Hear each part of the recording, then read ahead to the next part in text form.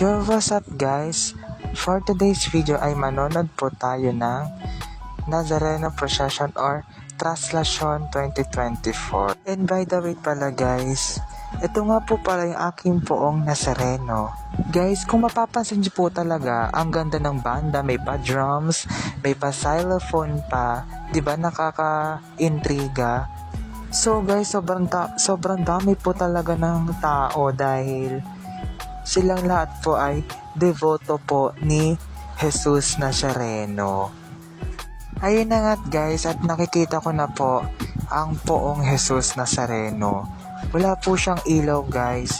Siguro hindi rin siya nakakonect sa generator kaya walang ilaw. So pero okay lang yan, at least na-procession din naman. Ayun na nga guys, ito na po yung poong Jesus Nazareno. Sobrang ganda pong tignan at pagmasdan talaga. Sa totoo lang, mahal po namin yan dahil kami po ay nagdadasal, humahawak sa kanyang damit at paa. So guys, ayun lang po. Mag-follow, like, and share na po kayo and subscribe. Thank you so much po.